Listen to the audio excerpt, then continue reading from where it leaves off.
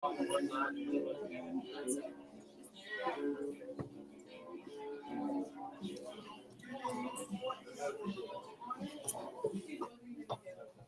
made her go. Hey, listen up real quick.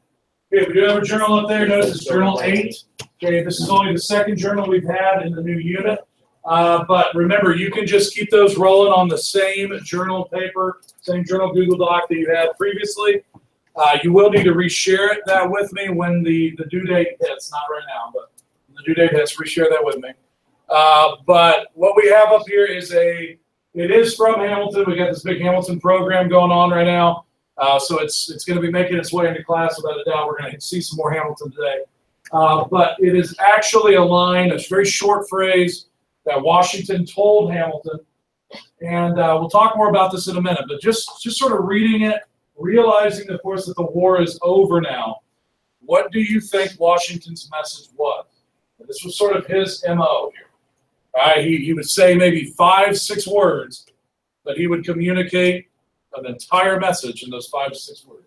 So, in this 5 words here, what is George Washington telling Alexander Hamilton about, what the reality is now for this country? Right? So, I'm going to give you a second. When you're done, you won't need your Chromebooks for the rest of class. So, I'll have you put those away. Just keep a writing utensil out, please.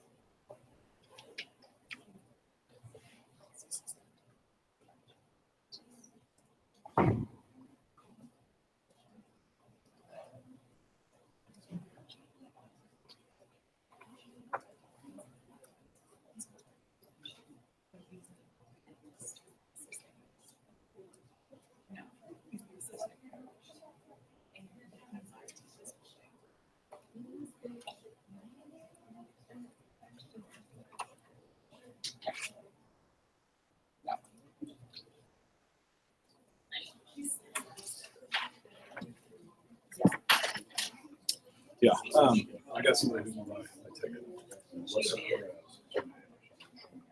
I don't know.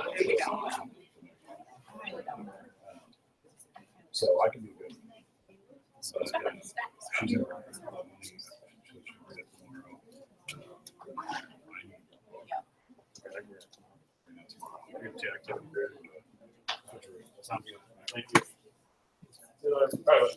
Okay, let's go ahead and get started here, guys. Let me have your attention. All right, just a little bit more background on this. And this goes directly into where we are headed now. You guys finished up your timeline. That's been turned in. That was not the ideal way, I think, to have looked at the revolution.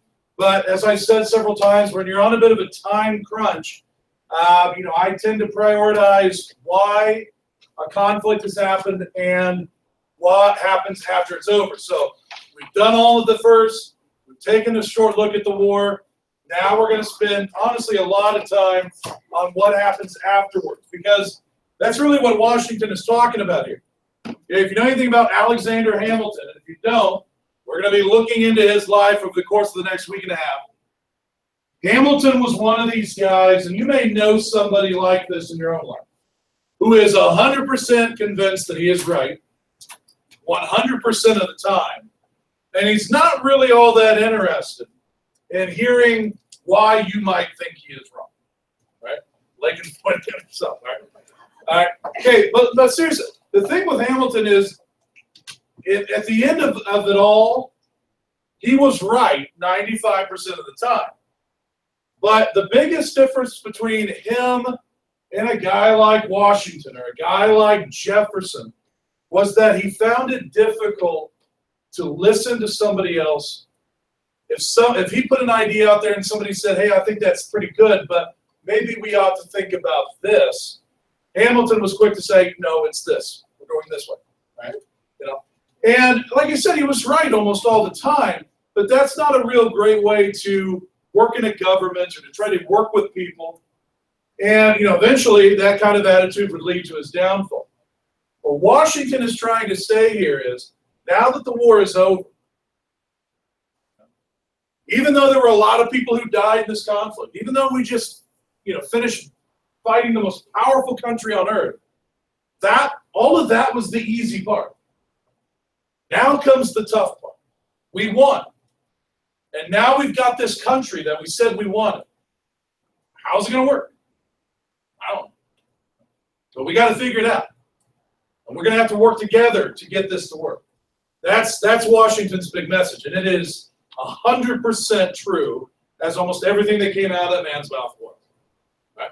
So, I feel like that is going to be our direction for almost the next 2 weeks. What's this government going to look like? We're going to look at the mistakes. We're going to look at the major successes. And we're going to look at the impact that this conflict and everything that comes after it has on us, on American people. And I look forward to where we'll go with this. All right, so I told you don't need your Chromebooks anymore. All right? So I want you to close those. And you're probably going to be getting up and moving around just a little bit. So I will probably ask you, if you can, to put those away. I don't want anything getting stepped on or crushed or anything like that.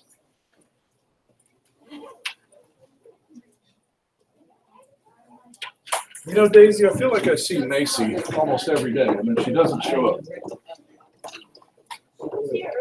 I know she would.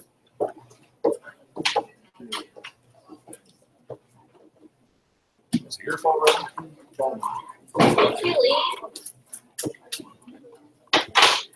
I don't know, Daisy. I don't know. Okay. So, let me ask you guys a question. If I were to ask you very simply, who won the revolution? What's the answer? Who's we? Americans, right? Spelled with a patriotic apostrophe. America. All right, we won the revolution. I think, what if I were to tell you I think you're wrong?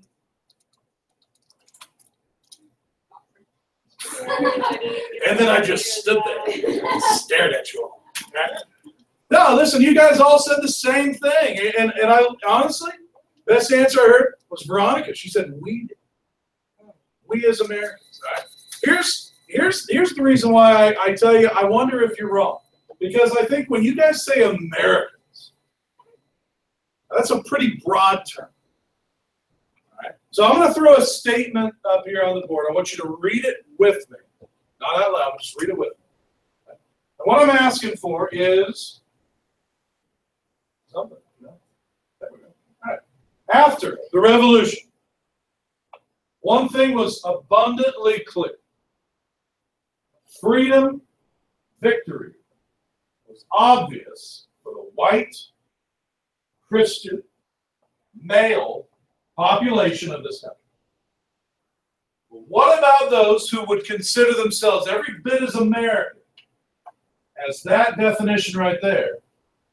Would they say that victory, freedom, was just as clear? What if you asked a woman at that time? A woman who was every bit as American as George Washington, what would they say? What if you asked an African American? What if you asked a poor American? What if you asked an American who was not mainstream Christian? Maybe somebody who was Jewish, somebody who was Baptist, somebody who was Catholic, somebody who preferred not to worship a religion. What would these populations say? Would they say that they are truly better off now that the conflict is over? Right? So I feel like this is a very crucial and important conversation for us to have, because I think it's important at this time and what we're studying. But I would argue that maybe for some of these groups, this is still a question we're asking in 2017. You know, if you are amongst the American poor, and we have a huge population that is well below that poverty level, right? You know, would you express frustration? Possibly. And this is just a sort of a reality check for where we are as of 1783. Yes, the war is over. Yes, the flag of Betsy Ross won. But would every American have felt like they were a winner? Now, when we try to find the answer to that question, I don't want you to hear that answer from me. And I sure as heck don't want you to hear it from a textbook. These things are awful. Now, I want you to hear it from those voices. It's the only way we're going to find our answer. And by the way, this isn't a trick question. I think some of these groups might have said, yeah, I think things are actually better than they were. Some groups maybe not. But that's the answer that we have to find. So in order to answer this question, we're going to be working with, this is a vocab term I gave a couple weeks ago, primary documents. You might remember what a primary document is? You remember it doesn't have to be a document. It could be a cartoon. It could be a picture. It could be a music piece. It could be a flag. It could be any number of things. It could be a letter, journal. But the key is that it was produced during the time period. Right?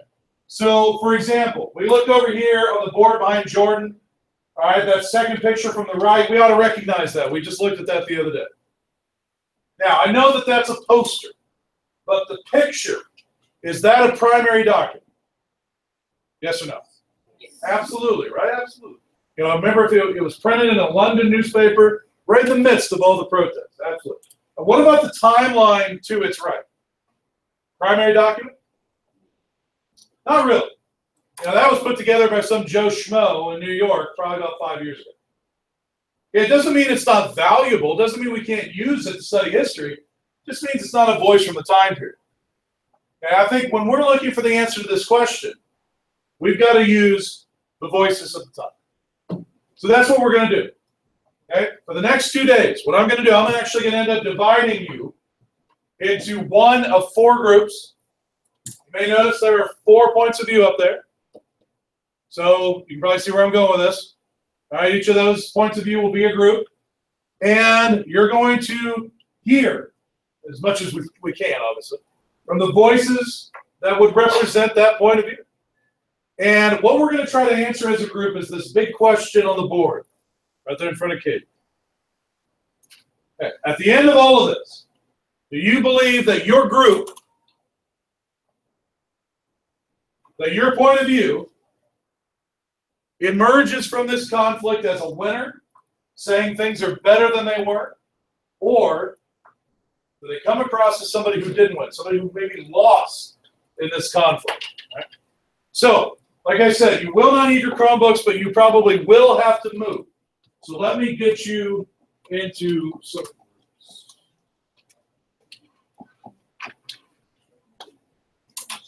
Okay, as these come around, please take the paper on top and then send them on.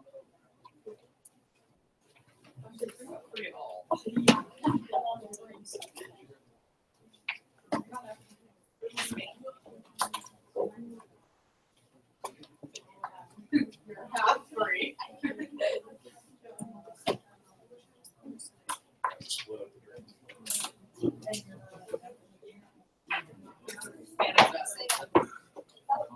You would not be free.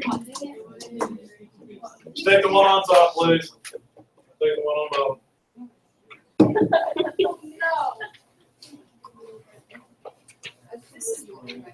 He's blocking to make sure none of us take the phone. Because that means one of us would be in the same group. Yeah. Whatever you. You're 4, she's 1, 2, and 3. This is why he did this. All right. 2. You've got a number up there at the top in the margin beside the title. You've also got the viewpoint to which you have been assigned up there. Now, you're going to have 4 groups, and each group should have at least 4 to 5 people in a group. You know, I think most of the time it's a good thing that you guys are in a super small class. This is probably one of those times where it'd be nice to have a slightly bigger group, but we're going to roll just fine. Every group will have at least 4, so every voice will have a chance to be heard. So what I need you guys to do first and foremost is I need you guys to move and sit with your group. The 1s are going to be here, 2s, 3s, 4s. I want 3s at that table, 2s at that table, 1s at this table. When you get there, you and your group need to pick a group leader. You're not going to need anything other than paper. I don't know, I'm staying there because I'm afraid. Oh, 3s are back there. Hey!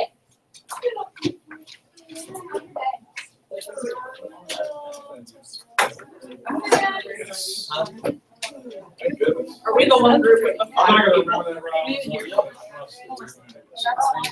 It's fine. I think it's fine. Natalie, you can move myself. It's fine. We're the 4. Okay, make a group leader. Hey, I want 3 at that table. Caden, that's you.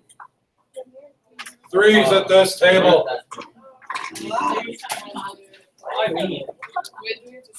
Now get some space here. All right, Candace. who's a group leader? I was No. It's all right. No, I voted you.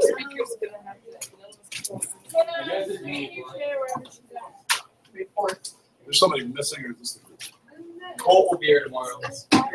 Plan, Oh, good. computer. All right, we have group leaders. Who's group 1? Rather darker. You get a full. Who's group 2 leader? Caden, is this you? Yes. All right. And group 4, who's our leader? Fred. All right, so listen carefully to these instructions. Each of the group leaders has been given a red folder. Inside the red folders, and don't start, passing this stuff out yet, but inside the red folders, there are 3 voices per group. All right, so if it's a group that's looking at African Americans, how they would answer this question, there are 3 separate voices that will give you some insight into what it would have been like for an African American at that particular time. We're looking at 1781, 1783, maybe a little bit earlier, but certainly Revolutionary War period. What was it like during that time? So 3 voices. Now, I have made multiple copies for each of those voices, though. And I think with the groups being the size that they are, each of you, I would really like to see each of you look at 2. Now, my reason for doing that is because if there are at least 2 people looking at each document, I think that takes a little bit of pressure off of you. Yes, everybody's going to be expected to read this and answer the questions, but it's not all on you for a document. Okay, you got somebody else there who looked at the same thing you did, and it can help you hopefully, just have somebody that you can bounce some ideas off of. Hey, did you read the same thing I read? Did you get the same thing out of it that I got? And so forth. Okay, these are fairly short. I think there's only 1 or 2 of them that actually go maybe a little bit onto the next page. The rest of these are front pagers. Some of these are visual. They're not all text-based. Please notice that they're all set up the same way, though. At the top is an intro to the document written by me. Okay, just sort of the, hey, here's what you're getting ready to read type of thing. And then some questions that you're designed to answer as you go, and then the document itself. All of these are primary. These are all coming from the time period. Okay? Now, when it's all said and done, each of you in the group will have 1 document, maybe 2. But the original paper that came out to you, the paper that had your number on, what group you were going to be in, everybody in your group has the same paper. And that paper is important. Okay, I've been told in all of the first 3 classes, man, there was a lot of really good info on that first paper. And that first paper is what was life like before the revolt? And if we're going to try to answer this question, did things get better? We probably better know what things were like before the revolt. So that's written from me to you. So it's not going to be any kind of 1776 language there. Right? But I would definitely look that over. All right, and make sure you understand things before the revolt. And then bring your documents into it. The way that this will run for the next day and a half. Today is your day with the documents. Group leaders, get some organization here.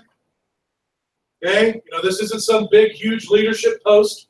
You're not going to put this on a scholarship application. Right? But try to get things organized. Make sure that all of the documents are heard. And make sure that everybody has at least 1 document. And you have today to give those a read. Ask me questions if you have them for the documents. Talk within your group about the documents that you read. And then, when you come back in tomorrow, I'm going to give you 20 minutes for you as a group to answer that question. What's your group's decision? And most importantly, why did you reach that decision? What did you read in the documents that got you to that decision? Somebody's going to have to give a voice. So make sure that you have somebody in your group willing to talk. And that's what I want to hear. Your group's decision and why. Now, how am I going to grade you on this? That's the operative question. I know John Hatsley's over here going to go. So I know he's dying to hear the answer to this question. Right? So you're grading. 2-part. I'm going to go the old school kindergarten participation method, part 1. Okay, if you're a positive member of your group, you're not sitting out there like a giant turtle in love, then you'll probably be just fine. Okay, but if you're a negative, you're chiming in with nothing, or you're acting like a total jerk, then I'm just going to flunk you on that section. Be a positive member of your group. Secondly, we will finish up tomorrow, the last probably 10 minutes, with a journal. Right, next journal. This will be a required journal. I always tell you, you got a little bit of choice. You can sit 1 or 2 of them out. You're not sitting this one out, it's a requirement. And the journal's going to be real simple. All it's going to do is ask you to give me your group's position and why. And then you also have to tell me one other group's position. And why did they decide that for their group? So you got to listen. You got to be willing to participate. If not, you're going to have a pretty stinker grade on what should be an easy grade. Okay? So I'm going to turn it over to you guys, group leaders, get some organization here. I'll be coming around answering questions. If you find a word, you don't know what it means, let me know. Got highlighters up here. You guys can write all over these papers. They're all yours right away. Got here? All right, so do you know what you need to do? Well, you should be walking out of here with the document. You do? No. There you go. You release the document. You should have maybe a couple of questions at the top. I can bring that on.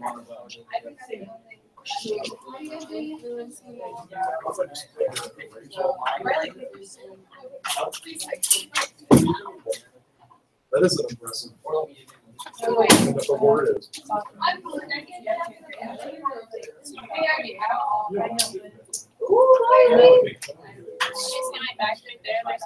Oh, sure. Never mind.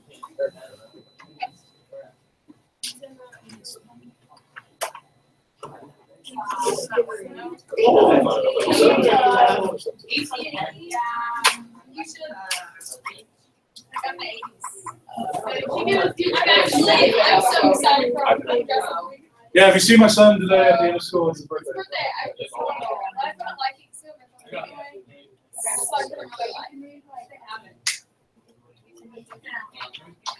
Oh, man, Michelle. Right. He was so nice.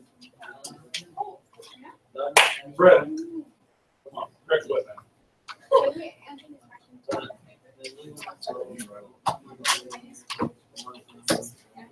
Like I said, everybody has the same. Yeah. This is, you know, it's Fred's birthday. Some of this stuff.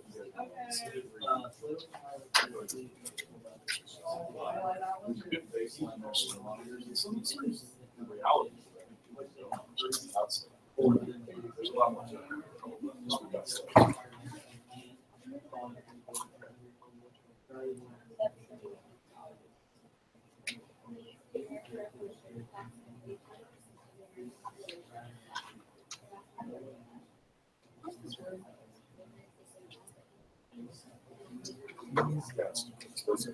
It's a way of saying that.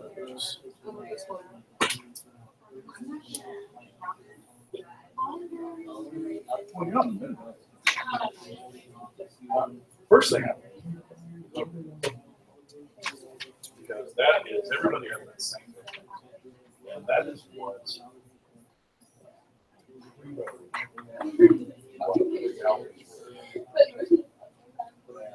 especially it starts everybody knows the Christians. Jews. There's a lot of different religions out there. And what I talked about in that first part is for groups of people that came over here looking for religious freedom. They got it, and they don't want anybody in their communities worshiping. It's kind of like religious freedom as long as it's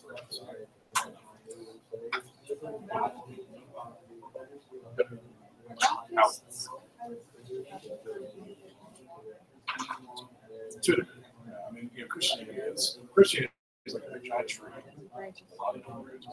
But you know, for different times and branches.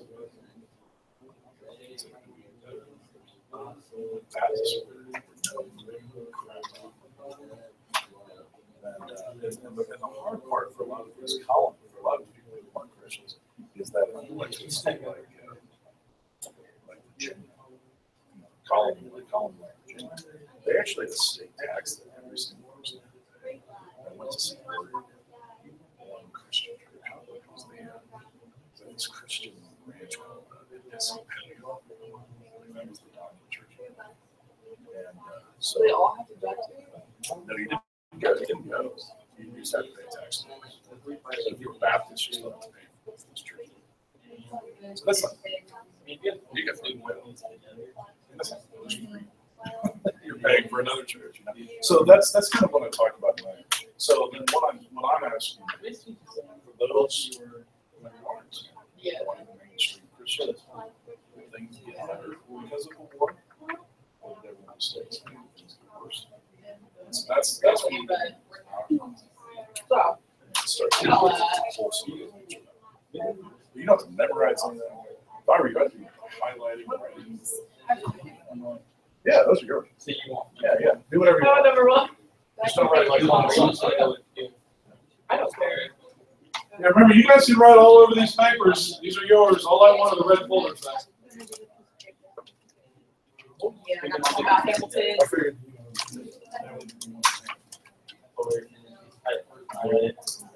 He showed it to me and I went, I want that one.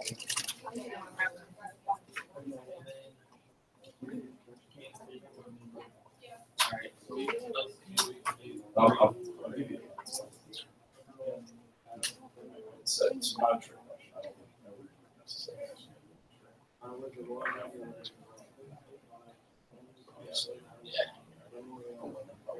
don't know necessarily.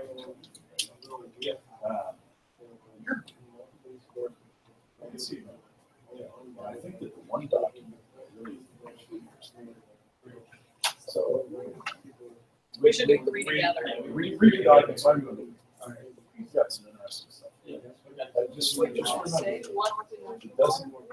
Everybody doesn't have spouse for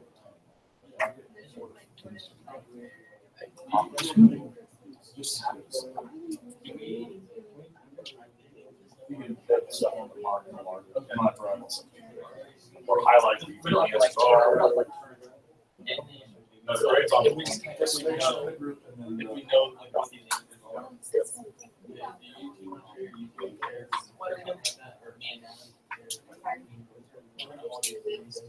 Oh, yeah. Me and share. Or somebody can share, whatever. Okay. Okay, question. How we doing over here, folks? I'll share. You guys can read and I'll highlight it. I think I love that. Well, put the picture I right have one. here. Alright, so. You want me to read? You want me to read these now like this one? Alright, so. anytime you look at I know. I've already told you. This guy.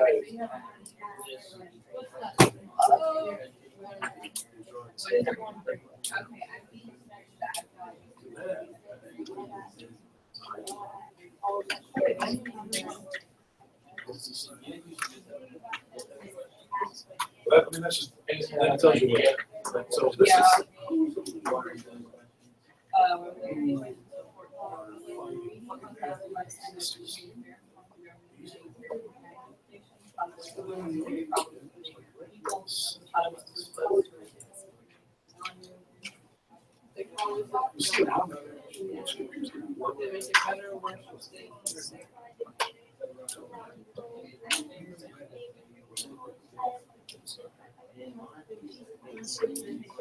No, this one won't.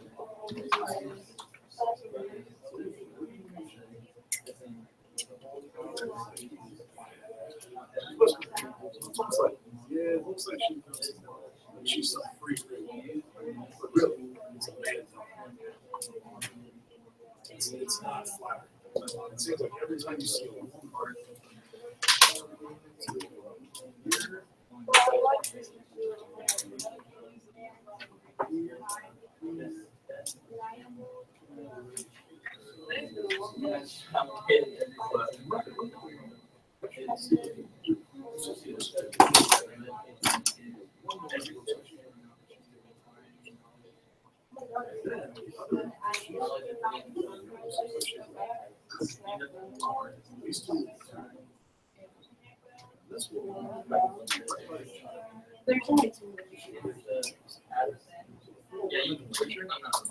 We're gonna do stop here.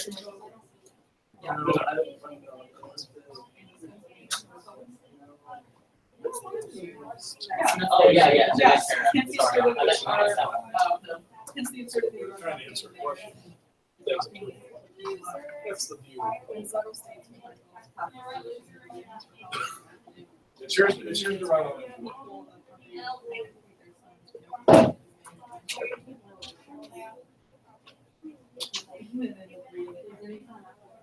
Yeah. Yeah, it's same thing, every single time.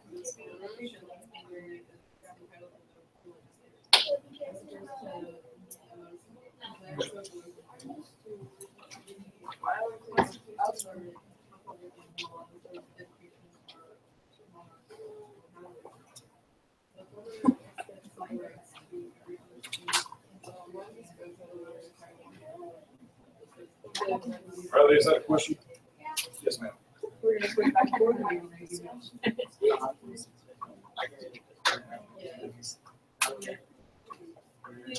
So, who is for them? Is he a Patriots, American? Royal.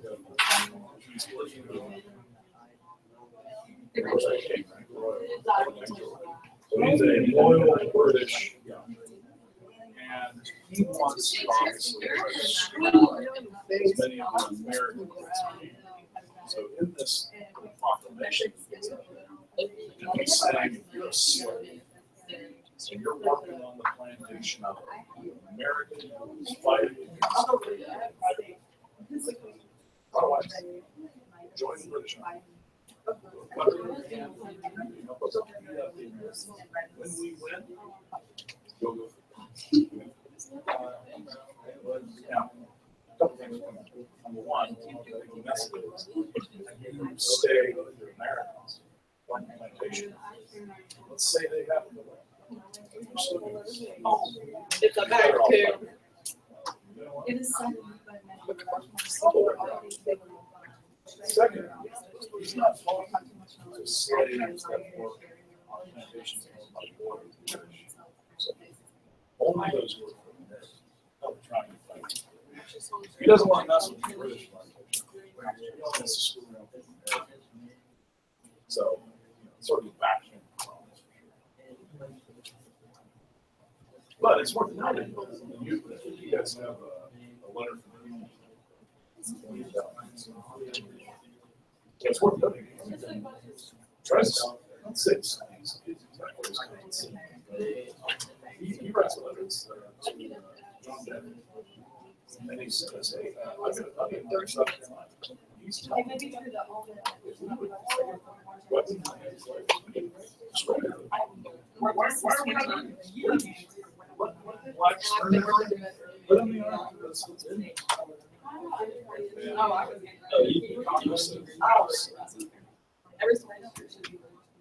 So, two of those make sense.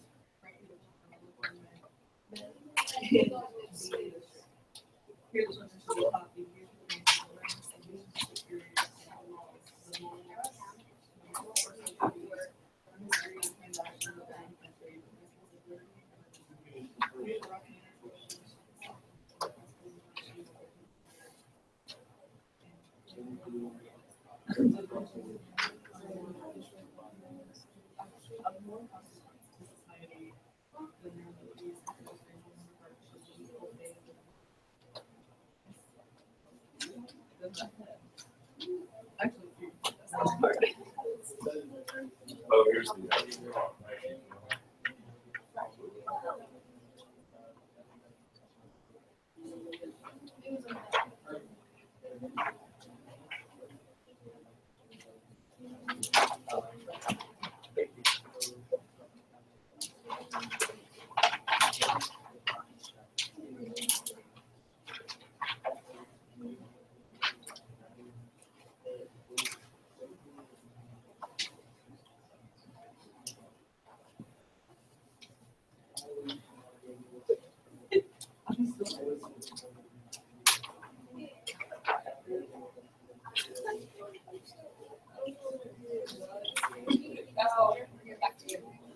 No, I need the red folders, the papers you can keep.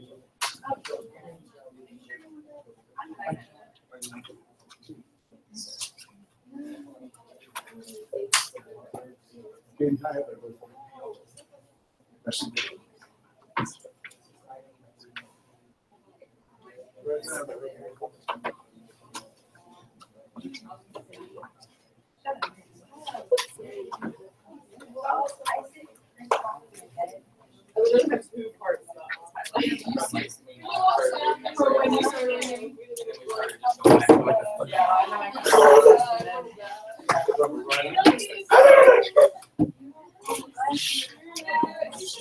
well,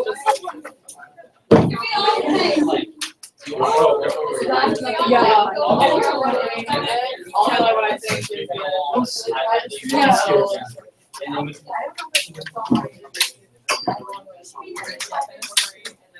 Well, that's of course. Oh, these are kids. We'll see.